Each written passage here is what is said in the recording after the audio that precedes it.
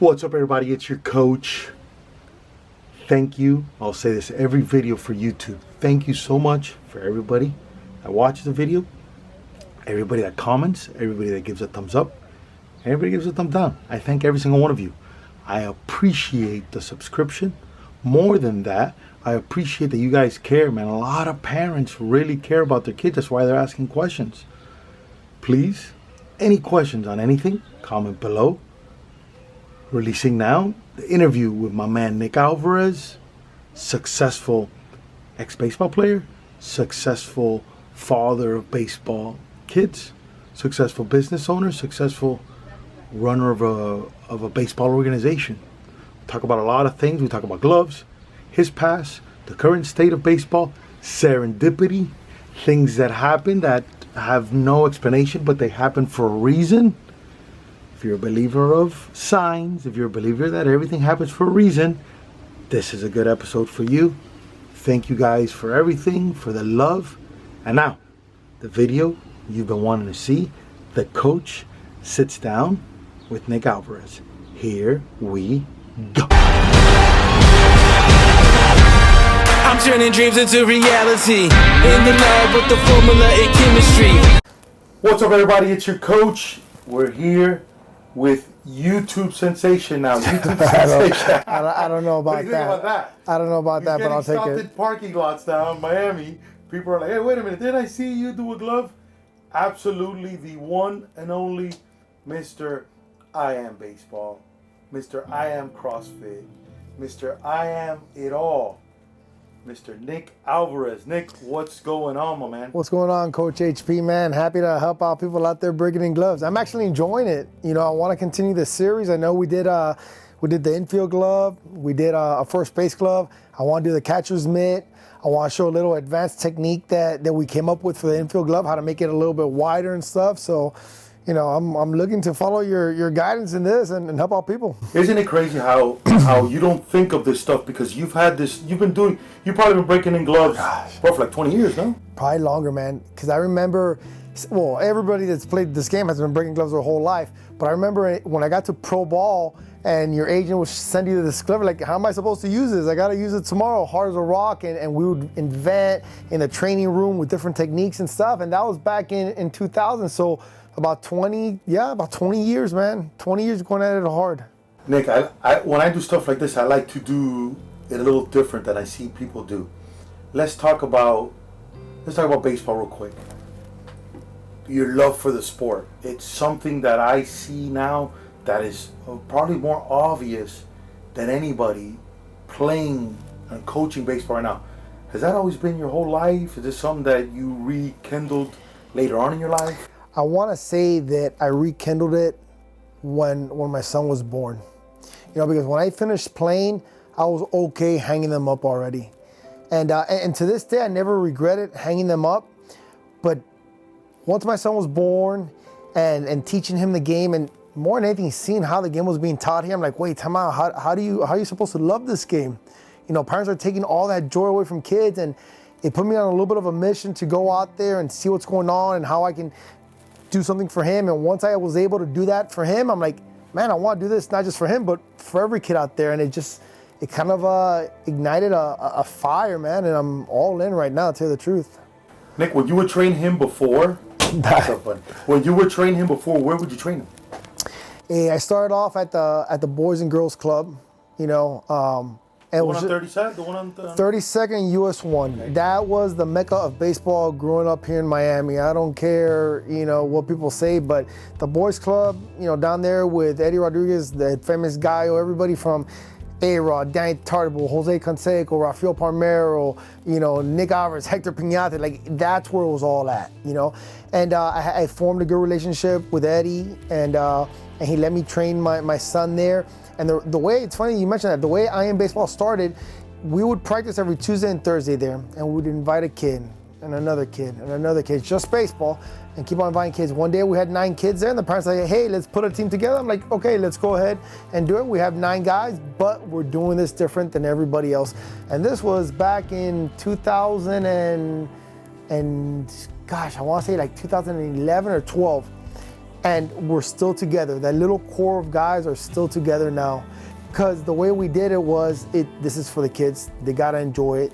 We gotta teach them the right things, and we're gonna play the long game if they wanna do this. It's so crazy you bring that up because one guy mentioned in the video where we re-break in an infielder's glove, Mako's at the end. Right. He's watching Mako and he's like, the guy puts a comment on YouTube, he goes, wow man, who's this 6-year-old?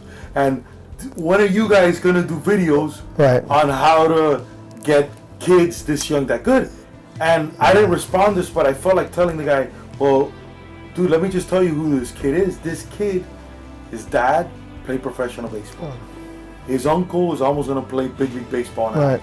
He's the youngest of a very advanced older brothers playing baseball. Right. Now. That's not your typical 6-year-old. No, it's not. It's funny you mention that because also in that comment of the video, somebody was saying, "Oh yeah, he can use the glove easy because he's a bigger, stronger guy." But that's why we gave the glove to a 6-year-old, just so they can see that even a 6-year-old can control a major league 13-inch glove if you break it in the proper way. But going back to Mako, there's a lot of things that I learned raising my first son, Max, that I fixed with Mako. And the biggest thing that I fixed was just stay out of the way. Teach him to love it. I mean, Max, from the age of 4, I was teaching him how to round balls perfectly and how to grip it and with this one, I'm like, play, love it, just play. I mean, he was a year and a half into the sport. I didn't even know if he was a righty or a lefty hitter. Because the mom would take him this and that. I'm like, I'm hands off, man. Enjoy it, love it. When you're ready, come over here, man. That's great. It's like Mike Lowell with his son. Mike Lowell's son is, you would think, if you don't know, is the opposite of what people look for. He's long, lefty, lefty, hits right. Which is a nightmare for everybody. Yeah. It goes to show you how the formula is so not a formula. Because you can't hack this thing. Dead on. The more you try as a parent to have your kid love it and be obsessed with it, the more you're taking them and pulling them away from it. How do you expect a kid to love it and want it when you want it and love it so much for him? You're not even teaching them how to develop those own skills. So it's crazy, and it's funny you say Mike Lowe because a lot of the pro guys that I know, big league guys that I know, they're all kind of taking this approach with their kids.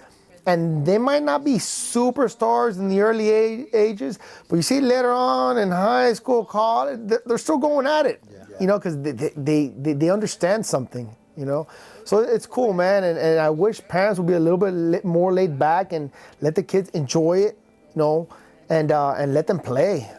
So right now, you speaking about parents, you have how many teams now? I have 6 teams. You've become the premier baseball academy here in Miami, kind of almost by default. I don't think it was something you aimed to do.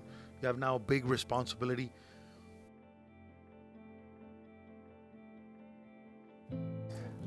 This happened definitely organically, Hector. I never wanted to do this. We don't even run it to make money. Yeah, there's a charge. I think there's overhead. There's always overhead. But we did something with that first team that we had, that first IM team, that the kids were different than all the other kids out there. From the way that they wore the uniforms, from the way that they acted, from the way that they handled adversity, from the way they handled, whether they won or lost, everything was different about them. And I kept on getting people coming after me. Hey, do you have this age? Do you have that age? This and that. Finally, we formed Team 2, and next thing you know, we've snowballed into 6 teams. Now, I kind of hesitate calling it an academy because it's not an open academy. We are an organization, more than one team. We have 11 kids per team. We don't hold your typical tryout process.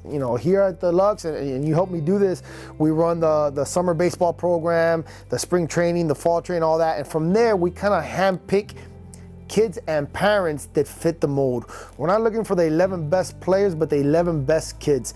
Hey, baseball we can teach. It's our job as baseball coaches to teach baseball.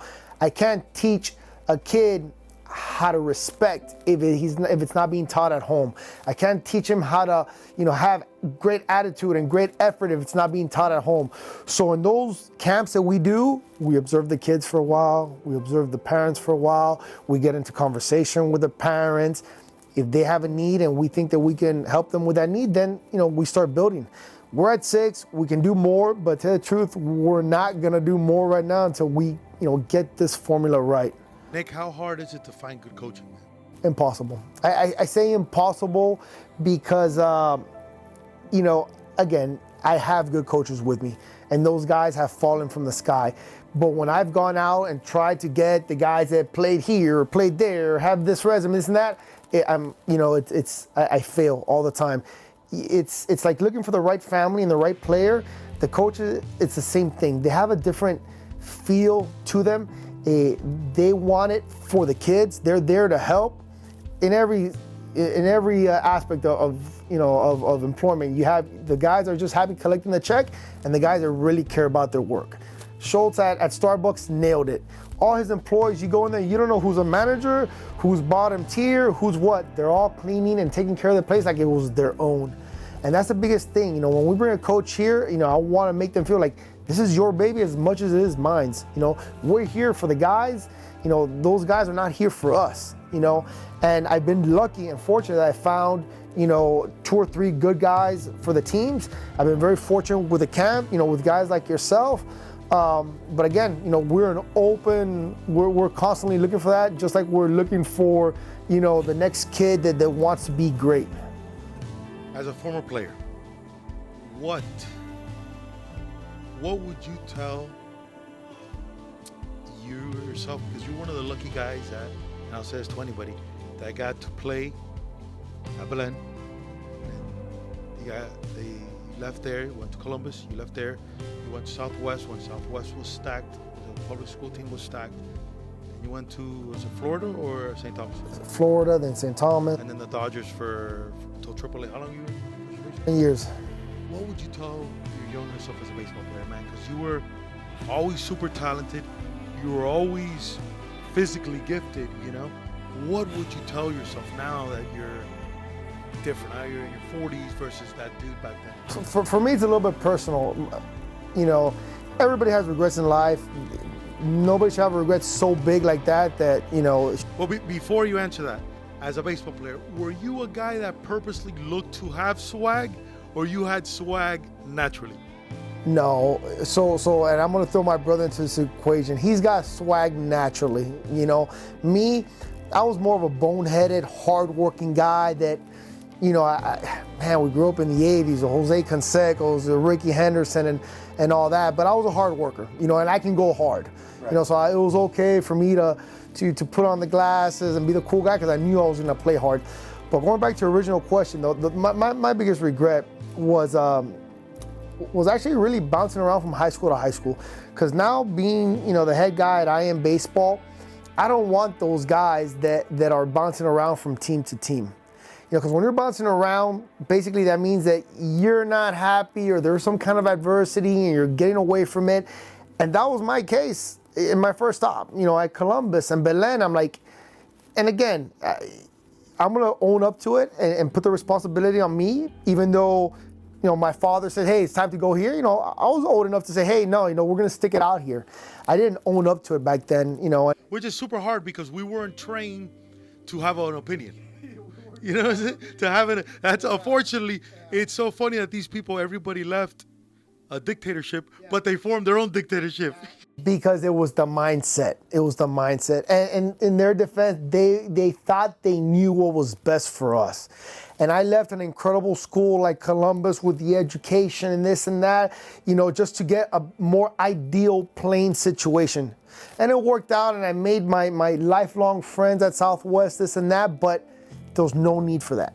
Just like I told kids right now, the kids that aren't happy with their roles on my team, I'm like, listen, a year with me might not be optimal. You might not hit third and play short like you want to, but I promise you, you're gonna learn something this year. And you're gonna become not just a better player, but a better young man. Let the year ride out. When the year's over, go ahead and see if there's something better for you. And I usually talk to parents, see if there's something better for your son out there. I guarantee you, as far as becoming a better man, you're not gonna find a better place. Now, if you want him to hit third and hit short, yeah, I'm sure you can find a few other teams to do that. So yeah, I think the bouncing around was one thing that I regret doing, and it's one thing that if I can talk to young kids right now, tell them, like, stick it out. If you got people around you that care, stick it out. Battle adversity. It's only gonna make you a stronger human being down the road. And at the end of the day, you're doing this not to become a ball player, but to become the best human being you can become. I love it. I love it. professional baseball now. Obviously, there you don't have no control. What do you think, man? How close were you to the big leagues? What were you missing? So, man, I became an organizational guy like that because of the way that I would play the game. I die for my team in an A-ball game. And I put up numbers and this and that, and there was always talks, as soon as you're done playing, you're gonna get into the coach, get into the scout, this and that. And it was all fine and dandy. I was on a big market team, the Los Angeles Dodgers. Whenever it was my turn to come up, because the numbers were there, and no, let's go ahead and get Nomar Garciaparra, let's get Jeff Kent, let's get Omedo Sainz, let's get, so like you said, you don't really control that. I entered very late. I did my 4 years of college. I wasn't an early rounder, so I'm very satisfied with the body of work I did in pro ball. No regrets. I really left it all on the field. I could have stayed. I could still be right now in pro ball in some aspect, whether coaching, scouting, doing something. But when I got married, I think second to last season, my daughter was born. The whole priority kind of shifted a little bit, and it's different for different people, and I was raised being a family man, and it's something that I enjoy, and it's something that I embraced. And after that first spring training that I had, it was big league camp with the Dodgers, and just having my daughter come visit me and her being timid to go with dad because she hadn't seen me in a few months, I'm like, it's time. It's time. I feel that I laid down the groundwork for somebody else in my bloodline, whether it be my brother, my sons. I put in the work, right. I'm a man of faith. I believe in God, and I really feel that if it's meant to be, I will get blessed. My bloodline will get blessed just because of the amount of blood, sweat, and tear and sacrifice I did in this game. Do you ever watch then the game and go, man, do you ever see yourself like playing still? Do you ever think about that, or you completely never ever think about that? I'll be honest with you, Hector. Since the day that I walked away, it was never like, I never missed it to that point. I remember having a buddy of mine's coming to town to play against the Marlins. He's a pitcher, and he invites me to the game, and I go out there, and I'm there with my son, and I'm looking at him in the bullpen. I'm like, man, I'm enjoying my hot dogs, some popcorn, a nice cold beer. And he's there just flipping I'm like, man, I would not want to be you for nothing in the world right now. Like, I'm over that grind, because it's a grind, man. And you see these pro ball players and like, oh, they make too much money. It's a heck of a sacrifice to be a pro ball player. I mean, you lose touch with your family. There's no summers. I mean, it's tough, man. But no, I never missed it to that point. But luckily for me, I was out, and fatherhood, family man was already waiting for me. Do you ever dream with the game? Like, have any dreams of you playing or anything like that? While you sleep, I mean, not No. I'm a junkie, man. I'm a baseball junkie, and the game is changing so much that I'm every night watching MLB Network, watching YouTube videos, just learning what's going on out there. My brother's in pro ball, a step from the big leagues, so I'm here training with him and big league guys. And I'm so involved with it that, yeah, I'm constantly having dreams and visions of things with baseball. I have a practice tonight, and my Sundays are dedicated to practice planning Monday, because that's like a show for me. For the kids, but I want to do something great for them that they're not only going to enjoy, but get something out of it. Where do you think that care comes from? That you care so much? Well, first of all, I'm OCD, so I'm very, nitpicky about things. But I think it boils back down to passion, and acting on your passion, because passion alone doesn't mean anything. And I think Gary Vee is the one that once said something, about passion. Passion is not a good attribute to have unless you put action into it. So I've made it a point to, whenever I'm really passionate about something, to really go out there and execute that passion. And Hector, like, not for anything, but I love being around baseball, and I love kids, and I love putting them together. So it's easy for me right now. It's the old saying, it's not work if you love what you're doing, and I love it. You're an entrepreneur. You're one of the first CrossFit guys, probably if not the first in town. Your entrepreneurial journey. What advice you have, man, for people out there that now, because now it's a reality where you're super young and you can have your own stuff. What advice you have for kids that want that life? My biggest advice, that I tell everybody right now is built to sell. Meaning, when you start building on what you want to do, build it with the thought that you're going to sell it tomorrow, because you're going to take a lot more care into it and dive into the numbers and structure stuff, more in a fashion where it all makes sense, versus my first go around with the whole CrossFit, where it was just be big and be great, be big and be great. And then we got big and great. Now it's empty. Now what? There was nowhere else to go but straight down, versus being, just slow, how we're doing now with the whole Iron Baseball and Luxe Performance. We're not rushing into anything. We're being very organic. We'll put a new thing out there, whether it's our strength and conditioning, our speed. If it works, we'll make it better. If it doesn't, we eliminate it, go for the next one. So just, built with a plan. Nick, travel baseball, how do you balance having a local team versus how do you pick where do you go? Do you do Cooperstown? Do you find that a waste of time? Like, what's your opinion on that? So as far as travel baseball, I think it's hurt the game a lot. Just because back when we were growing up, not everybody got to play travel baseball. You had to be the best at Tamami Park to go play the best at, Hialeah Park to go play the best here, and you just keep on like that. Now, anybody can do it. I mean, you go to travel ball now, and there's kids don't even know how to put on their gloves, and they're playing it. So it's diminished a little bit. So as far as going to tournaments or picking them, we figure out which are the best tournaments out there as far as the competition is concerned. We don't do a lot of traveling. Yeah, at 12U, we do the Cooperstown because everybody does Cooperstown at 12, and it's not the best baseball, but it's the first experience that these kids get to go to have an out of home. You're in the bunkers for a week, just your teammates and your coach. So I understand why the guys want to do it, the kids. As far as baseball quality, I mean, some of those games, the score is like 40-0. You have like top travel teams playing rec ball teams. So it's kind of, tough in that scenario. But we don't jump into a lot of tournaments. If it's in our own backyard, we'll do it just to keep the guys playing, because you do develop playing the game. You develop more in practice, but there's certain skills that you can only develop in games. So we do play games, we just don't go crazy about it. We don't travel, we don't do the 2 to 4 hour trips to go play 2 games. We'll play the small tournaments here locally, and then we'll look for the big national tournaments, the Elite 32, the USA Futures, the NYBC New York, anything that's big like that you can actually, go and compete against the best in the country in your age group, those we'll do. Nick, what do you think, seeing a lot of competition and playing a lot, what do you think the baseball players today are missing? It's a tough question, Hector, because, growing up, it was sports in general was a battle, you against him. And who's better from the early ages all the way till the big leagues and the trucking the catchers, the brawls, like it was always a war. Sports is going in a different route now. Even Major League Baseball, it's not a war anymore. You're there, you're homeschooled now. You do your own training to be the best player you can be. Don't get hurt. Let's develop this. It's changed a lot.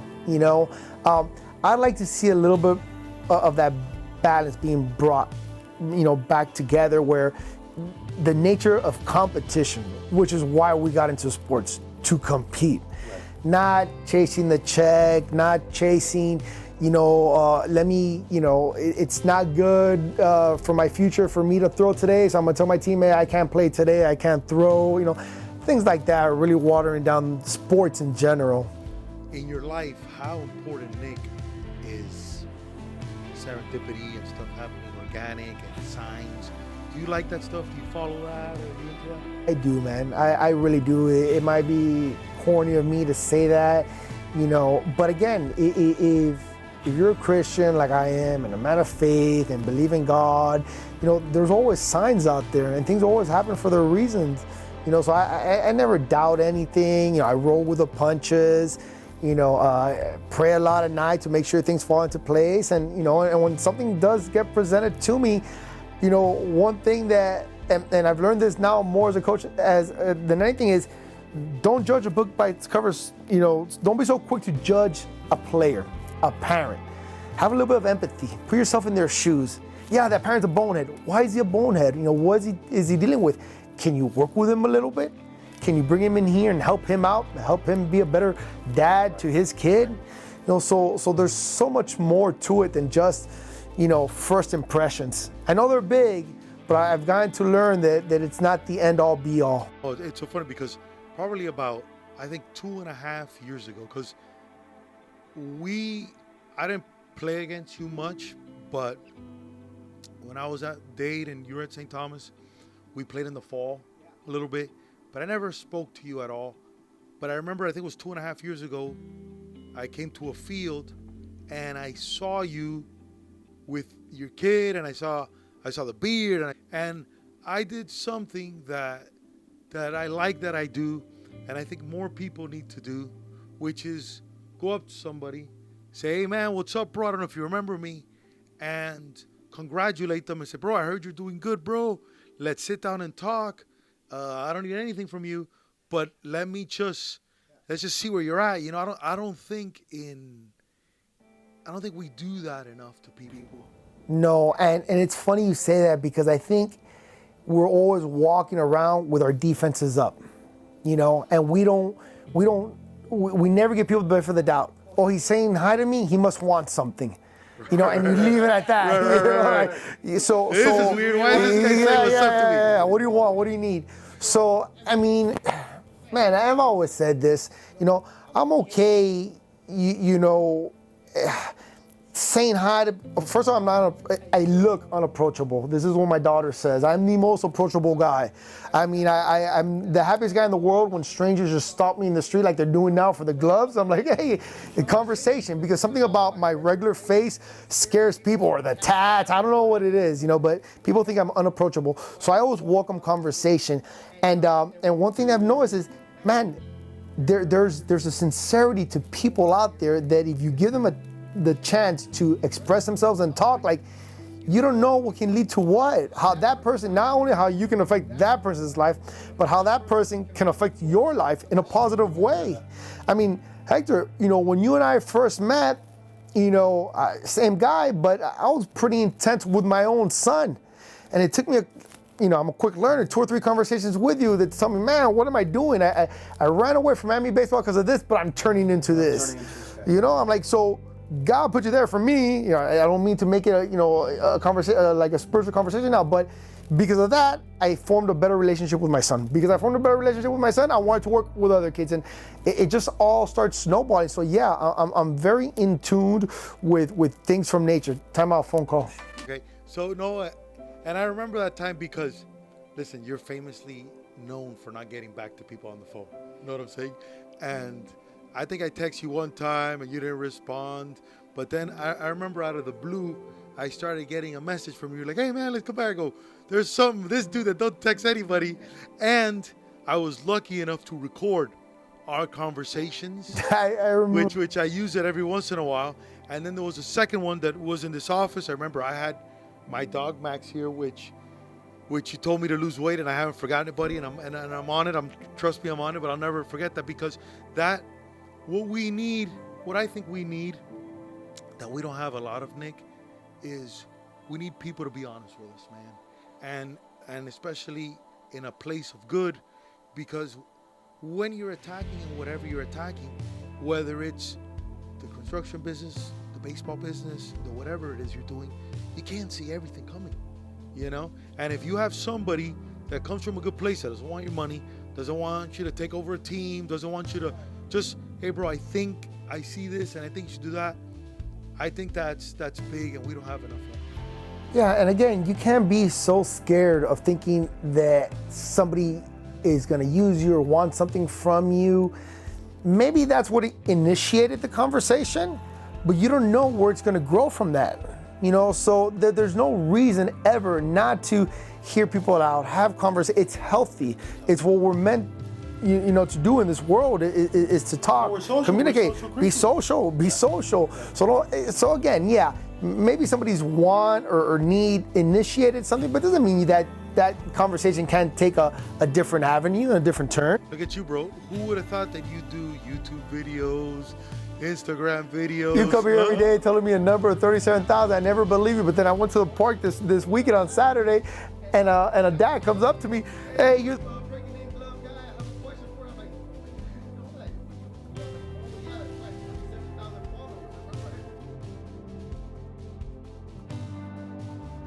I talked to your dad. I go, listen, man, I want to do something with people that I like, different stuff in the community, and I want to give them a customized piece. Yeah. And with you, what I like about you a lot, Max, is that you have this huge, for better words, like spotlight on you, but you're still a cool kid. You say what's up to everybody, you're really friendly. And I like that a lot. And I wanted to celebrate that. So I had told your dad, I go, listen, do me a favor. Let's see if we can, because you're a star in the making because you've broken in all our gloves, so you're using them, you know? So I go to your dad, I go, listen, let's do something that Max is gonna like. And that is his own thing that he can use. So you created it, so you open it, you talk about it. What do you like about it? So, Max, open that glove. And then, Nick, you tell us what you created, how you put it together. Oh, wait, take the wrapper off so people can see it. We're going to zoom in soon so you can see all that. But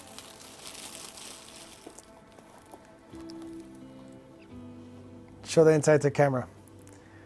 see it there. We'll zoom it in now. We'll zoom it all in now so you guys can see it. I want to talk about it really quick. So, you brought in a glove a while ago that had navy blue on it, a little navy blue on it, and he loved it. He loved the navy blue. I'm like, a navy blue glove is kind of new school. Right. When I was growing up, Rawlings only had gloves this color, you know, and I love that tan color. And it was recently that they brought it back because they took that color off the market a while ago. So when you presented me the opportunity of making a glove, I'm like, you know what? Let's get a little bit of the new with a little bit of the old. You know, this is the first generational glove because Dad's gonna break it in, Junior's gonna use it, and then he's gonna hand it down to little man down there. You know, so it has to be a family glove and it has to fit in. So the navy blue is a tribute to Max, a little tribute to myself here, chooching my own horn here, the tan on the inside, you know, and then the platinum rim. Which is new, right? That's it's new. Yeah. It's new, but there's something about that color that to me represents class, and we are a classy organization. We try and be as classy human beings as we can. So I wanted to throw that piece of just class and sophistication in there, you know. And then again, you know, it's all about the USA that gave us this opportunity, you know. So, man, Rawlings, you guys absolutely crushed it with this one, man. Thank you so much. You see the logo there, the MLB logo? You see it on the side there? MLB logo. The 3D MLB logo, and then you put the Alvarez. So, you know, when Coach HP asked me, do we put Max? Do we put his nickname? I'm like, put Alvarez. Because this is an Alvarez glove, you know, and again, man, big thank you to you, Coach HP, for making this happen. You know, and a big thank you for Rawlings for allowing this moment to happen. Thank you so much. All right, so now we just gotta, now, a question. Why did you go with Heart of the Hide versus Pro Preferred? So actually Pro Preferred is slightly more expensive than the Heart of the Hide. When I was growing up, it was only Heart of the Hide. And it feels better to me when I break them in. Again, Rawlings knows what they're doing, so if Pro Preferred is a little bit more expensive, it's probably a little bit better leather. But I like how this glove breaks in because it breaks in the hinges quick, yet it stays firm. It's that loose firm that you want. Everybody wants a broken in firm glove. Nobody wants that soft pancake feel. And to me, out of all the Rawlings glove, the Heart of the Hide, I'm able to get that almost overnight, literally overnight. Give us the model, give us the size. So this is an 11.5-inch glove. Max here is a middle, well, he's a shortstop that's probably gonna end up playing third base. You know, in the big leagues or in college, high school already, third basemen are usually using between an 11.75, 12-inch glove. The big shortstop use anywhere from an 11.5 to a 12-inch glove. You know, Max being 12 years old, we thought the 11 and a half would be an ideal size for him. Again, luckily for us, we've been able to break in a lot of gloves, and the 11 and a half is the right fit for him. I don't force certain sizes on players. I let them determine for themselves, what do you feel comfortable with? Some guys like little gloves, God bless them, use a little glove. Some guys want big gloves, God bless you too, use big gloves. So I put a lot of glove sizing on the player themselves. So 11 and a half is what we felt went best. This is actually the Corey Seager model, the shortstop for the Los Angeles Dodgers. Great player. He's a big 6+ foot shortstop, kind of like we project Max to be. So we're like, why not that model for Max? So that's it right there. There we go. Max, what do you think about it, buddy? I really like it. Yeah? Yeah. What's your favorite part of it? I don't know. Probably the Alvarez on it. All right. When do you think we break that in, Nick? When do you want to start breaking that in? He's got a game tomorrow. He's going to use it tomorrow night. Yeah. Right now he can't close it. Show the camera how you can't close the glove. We'll have a game ready for tomorrow night. So that means we got to do a video. We got to do a video. We got to do a video. We got to get the shower running hot. And for this video, we're going to do the advanced technique that I do for infield gloves. And I say advanced because I use it more for advanced players where they need, the wider gloves. So we'll do that this video. Guys, like, subscribe. Nick, I'm going to tag him all the stuff below. I think it's Papa Nick. I'm going to do I Am stuff. You're going to see it all below. He's breaking in gloves. He's helping people. Super friendly dude. Say what's up to him. You never know. Max, you got anything to say? You happy? Yep. Gotta be happy. Nick, any last words? No, just thank you for watching the video. Again, I am an approachable guy. Feel free to stop me whenever you see me or reach out to me via Coach HP's platforms or however you feel fit. It's your coach. Love you guys. Remember, forever, keep going hard and doing your thing. Peace.